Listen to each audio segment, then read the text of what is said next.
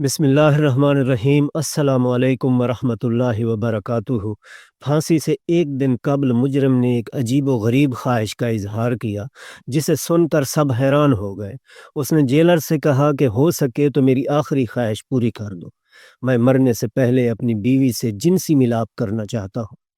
Jailer نے جب یہ سنا تو حیران ہوا کہ کیسا عجیب شخص ہے کہ مرنے سے پہلے بھی ایسے خیالات اپنے ذہن میں بسائے بیٹھا ہے۔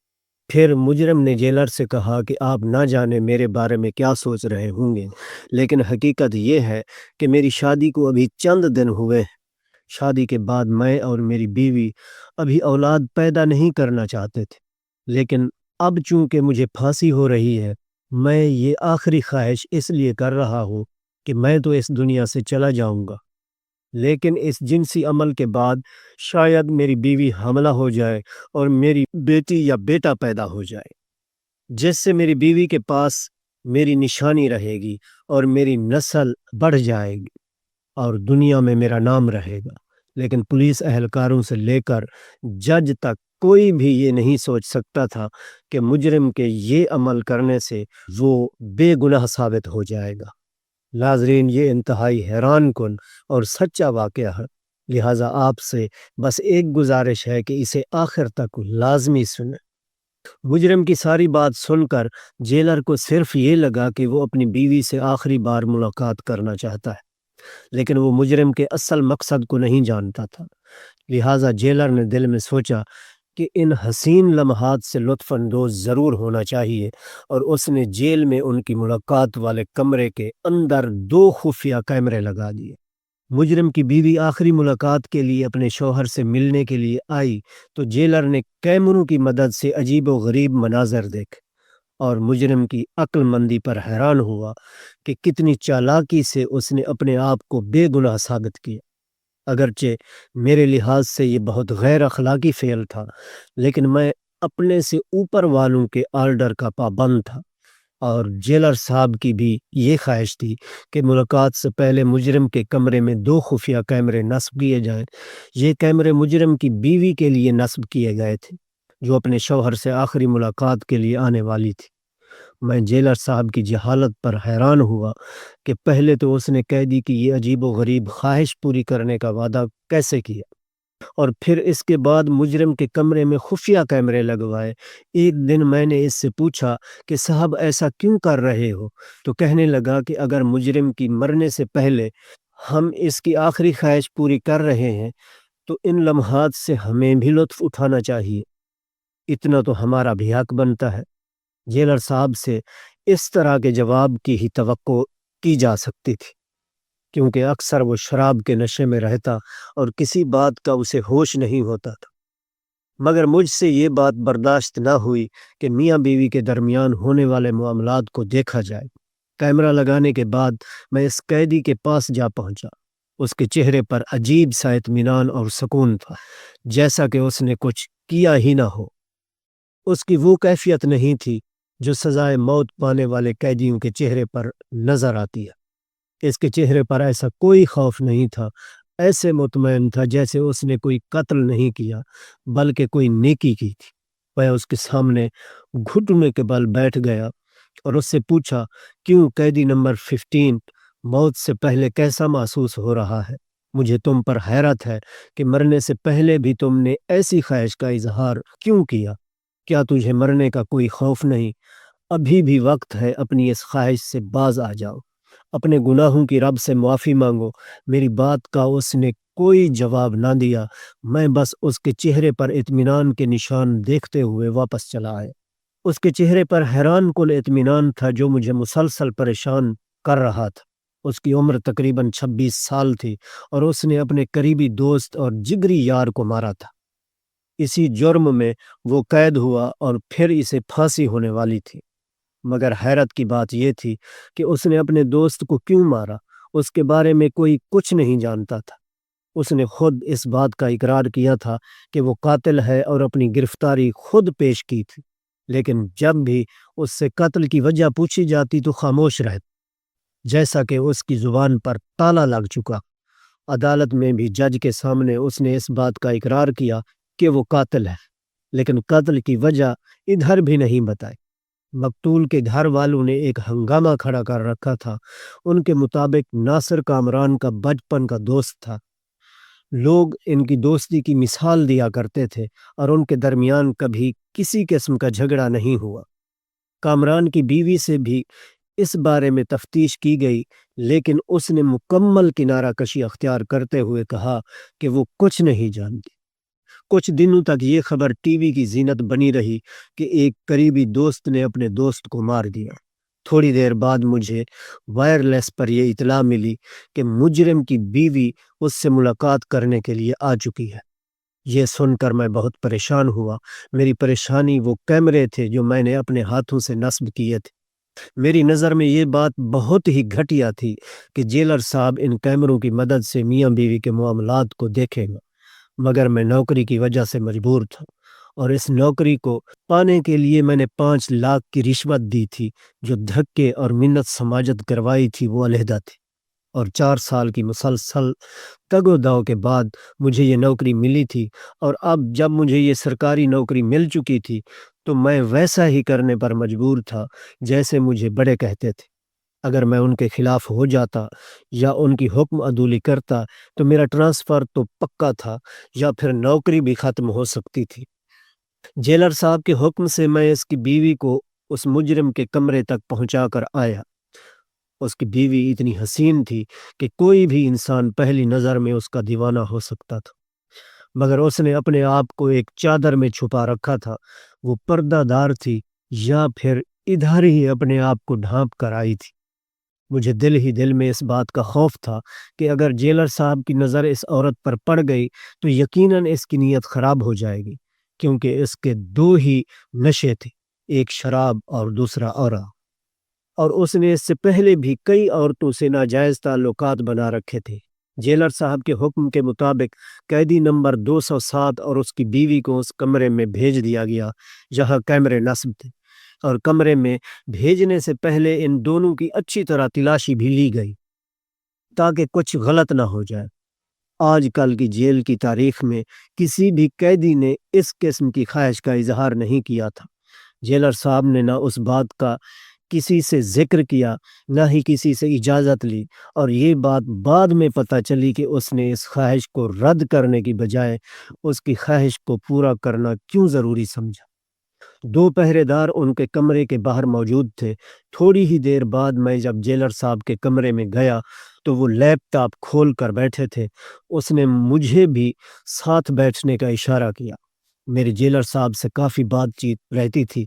उसने मुझसे कहा कि आओ बैठो, हम भी कुछ मज़े करते हैं। उनकी ये बात सुनकर मैं शर्म से पानी-पानी हो गया। मैंने कहा नहीं, मैं ज़रा जेल का राउंड लगा कर आता हूँ, मगर उसने मुझे मजबूर किया कि तुम मेरे साथ ही रहो। मुझे भी इस बात का तजस्सुस हुआ कि आखिर इस कैदी ने इस ख्वाहिश का इज़हार किया ही क्यों? कुछ न कुछ तो इसकी बीवी में ऐसा ज़रूर होगा जो आखिरी वक़्त में भी उसका साथ चाहता था। जेलर साहब कामरान का मजाक उड़ाते हुए कहने लगा कि कामरान की सजाए मौत के बाद इसकी बेचारी बीवी अकेली रह जाएगी और बेवा हो जाएगी। हम ही इसके दाने पानी का इंतजाम करेंगे और ये हमारी मजबूरी हो। ये कहकर उसने जोरदार कहका लगाया। इसके चेहरे पर कमीनगी नजर आ रही थी। उसके इरादे भी कुछ न कुछ तो मैं भी जानता था कि जेलर साहब के क्या इरादे हैं। मेरे हिसाब से वो इस वीडियो को इस्तेमाल करके इस औरत को ब्लैकमेल करना चाहता था और अपने गंदे मकासद हासिल करना चाहता था। खैर, इस बात का मुझे कुछ यकीन तो था नहीं, ये मेरे अंदाजे ही थे। हो सकता है मेरा ख्याल गलत हो। मुझे इस बात का वहम सा हो गया कि एक इज्जतदार औरत इस नापाक जेलर का शिकार होने वाली है। मैं खुद शादीशुदा था, हर बात को अच्छी तरह समझता था।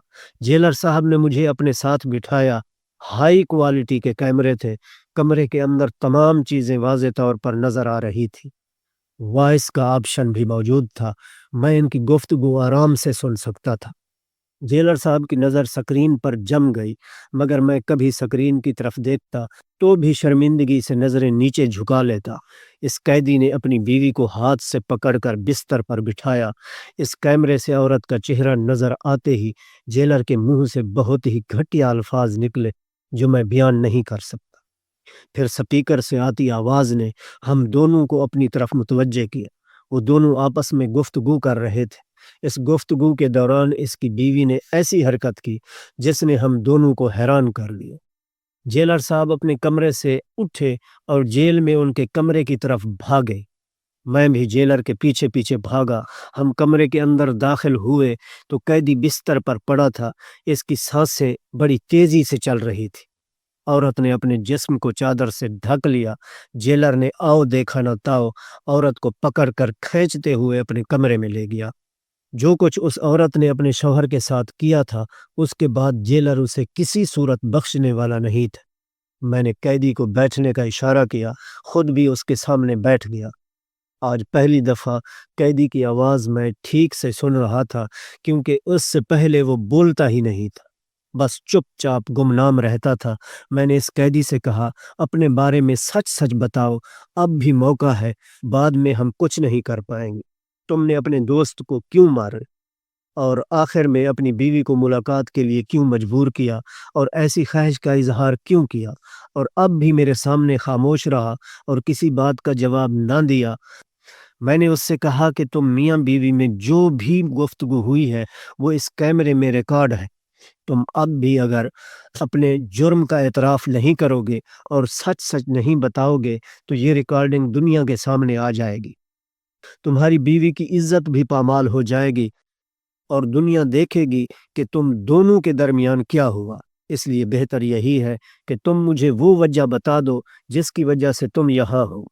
ریکارڈنگ والی بات سن کر اس کے چہرے پر عجیب سا تاثر تھا۔ اس کے بعد اس نے آہستہ آہستہ سب کچھ بتانا شروع کیا۔ اس کا نام کامران تھا، ناصر اس کا جگری دوست تھا اور اس کی زندگی تھا۔ دونوں نے ایک ساتھ تعلیم حاصل کی اور اس کے بعد ایک ہی کمپنی میں دونوں کی جاب ہوئی۔ جاب کے بعد جب گھر کے حالات کچھ ٹھیک ہوئے تو کامران کے گھر والوں نے اس کی شادی کے بارے میں سوچا۔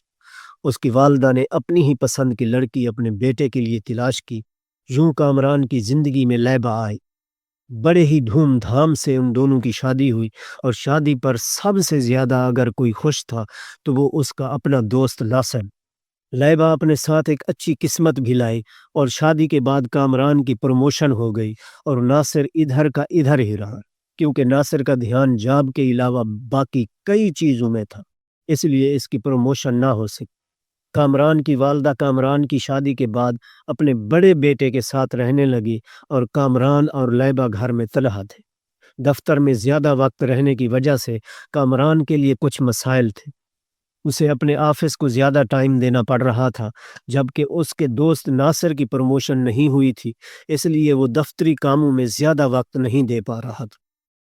اس پر اتنا زیادہ دباؤ نہیں تھا، لہذا کامران اپنے گھر کے کام کاج کے سلسلے میں اپنے دوست سے مدد لیتا اور پیسے دے کر لیبا کو سبزی اور باقی ضروریات کی اشیاء وغیرہ منگوا دیتا۔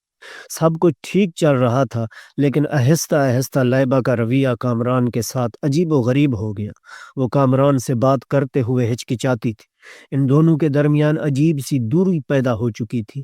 وہ گھر میں بھی خاموش رہنے لگے اور کامران اس بات کو بہتر طریقے سے محسوس کر رہا تھا کہ لیبا پریشان ہے، کوئی نہ کوئی ایسی بات ضرور ہے جو وہ مجھ سے چھپا رہی ہے۔ اور پھر ایک دن کامران نے لیبا سے اس کی پریشانی کی وجہ پوچھی تو اس نے جو بتایا وہ کامران کے وہم و گمان میں بھی نہیں تھا۔ اس نے اپنے شوہر کو بتایا کہ آپ کا دوست ناصر مجھے تنگ کر رہا ہے، مجھ پر بری نظر رکھتا ہے۔ میں کب سے آپ کو بتانے کی کوشش کر رہی تھی لیکن ہمت نہیں ہو رہی تھی کیونکہ ناصر آپ کا بچپن کا دوست ہے اور میں نے سوچا آپ اس کے متعلق اتنی بڑی بات سن نہ پائیں گے، اس لیے خاموش تھی۔ یہ سن کر کامران غصے سے پاگل ہو گئی۔ اسے اپنی بیوی بہت عزیز تھی، ساتھ ساتھ اپنے دوست کی دوستی بھی عزیز رکھتا تھا۔ وہ اپنی بیوی سے کہنے لگا کہ تجھے کوئی غلط فہمی ہوئی ہے، مگر لیبا نے کہا کہ میں نے خود یہ بات محسوس کی ہے اور مجھے کیا پڑی تم دوستوں کے درمیان غلط فہمی پیدا کرنے کی۔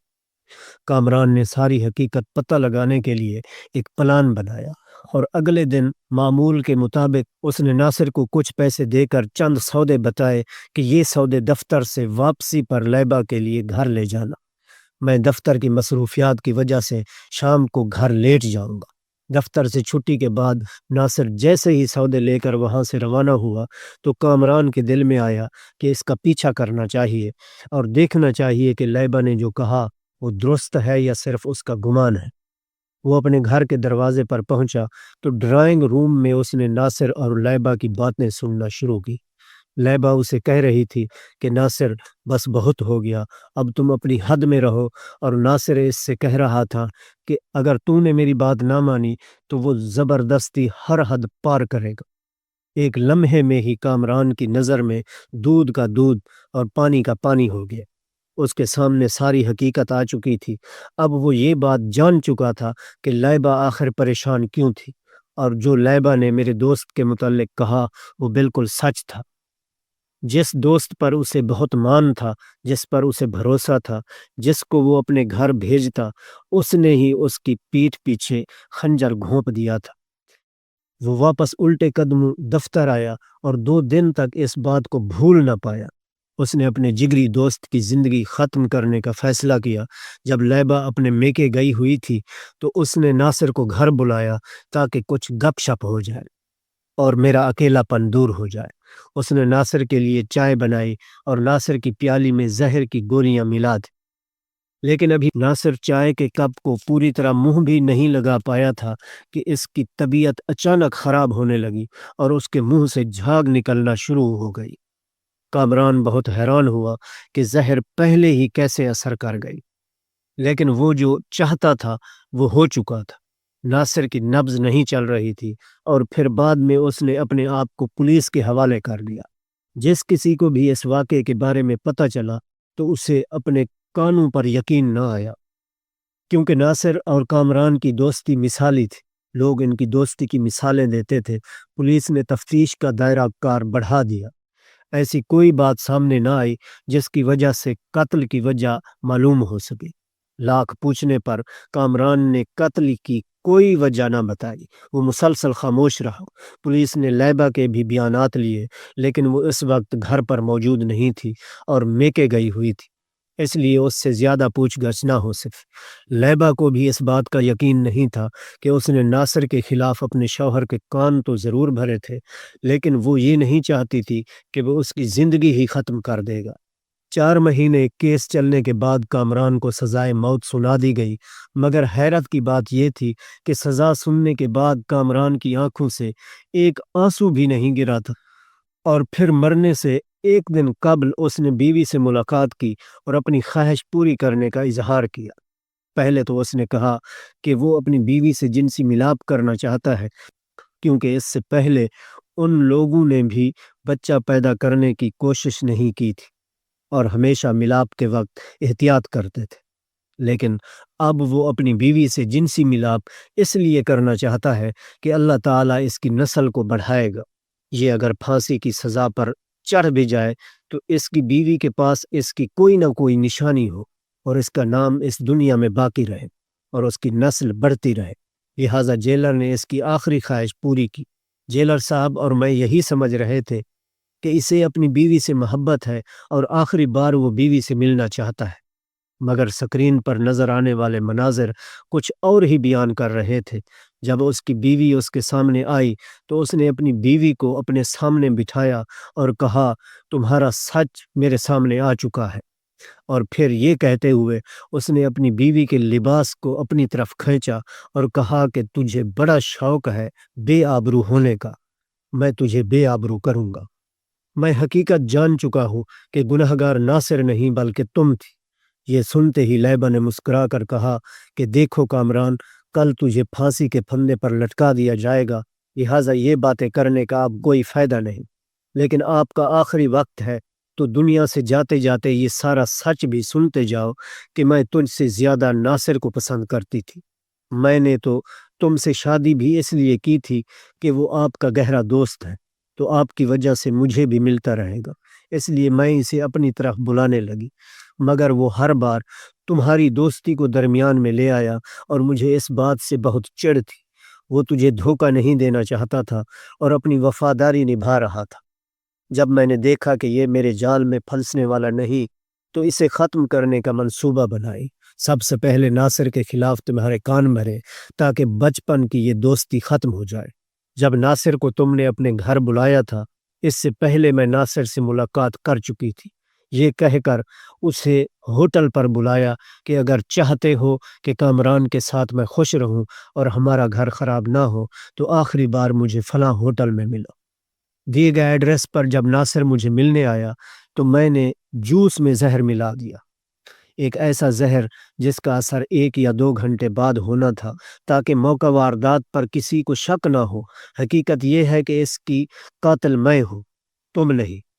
اگر اسے تو نہ بھی مارتا تب بھی اس نے مر ہی جانا تھا۔